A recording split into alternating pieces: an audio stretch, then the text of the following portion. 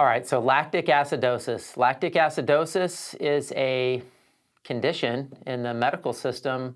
If you look at medical literature pre-1940s, they used lactic acidosis as one of the main, if not the main cause of sickness and disease and degenerative illness.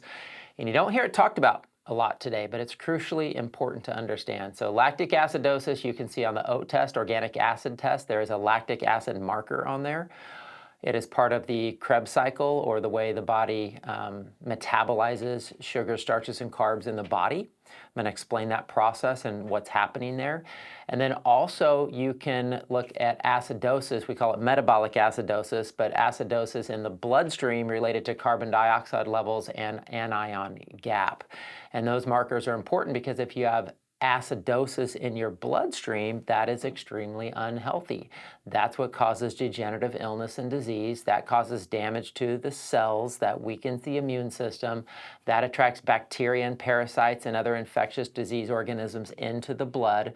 So you really want to have healthy blood, and you want to have a good pH in your blood, not have acidosis in your blood. It's also going to be related to having low oxygen levels in the blood. So this topic of acidosis is extremely important.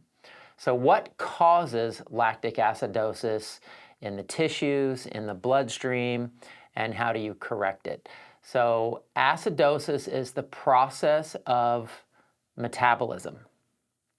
When your body breaks down sugars or starches or carbohydrates, it's supposed to turn it into energy or fuel, or ATP. It's part of the Krebs cycle. It's how our body creates and produces energy. When something's interfering with that process and how that process works, instead of the body taking that food, which has a sugar molecule, and burning it as energy, it actually converts it into lactic acid and stores it in the body, in the joints, in the tissues, in the muscle. And that's where you start to have damage, pain, inflammation, degenerative disease that leads to diabetes, heart disease, all of these different issues. So what interferes with that process of metabolism? There are a number of different things that can interfere, but it's mainly toxins and infectious disease organisms. So the main thing I've seen cause a major problem with lactic acidosis and why people have high lactic acidosis or have metabolic acidosis is usually candida, yeast, fungus, different bacteria like Clostridia, parasites, Lyme disease organisms, fungal and mold toxins.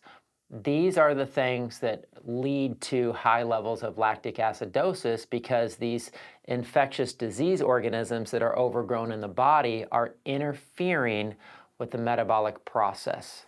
So now the food you eat that normally is good for us, that creates energy, that gives us fuel, that gives us life, is now converting into acid and causing problems. So that's the basic process, the basic understanding. The solution for it is many, and I don't want to go deep into that, but it definitely has to be diet change. Some intermittent fasting would be helpful.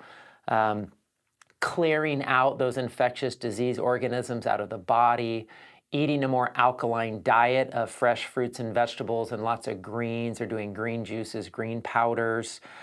I have a kidney cleanse drink that I give often that's an apple cider vinegar, lemon juice, baking soda recipe that'll start to alkalize the body and alkalize the tissues.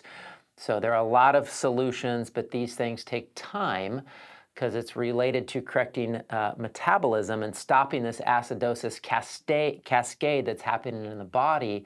And you'll have to probably change a number of things and, again, clear out some of these infectious disease organisms. But understanding this and correcting this, and again, you can see it in the organic acid test marker. You can also check it in your blood, but you want to make sure you reverse this process so that you have a longer, healthier life.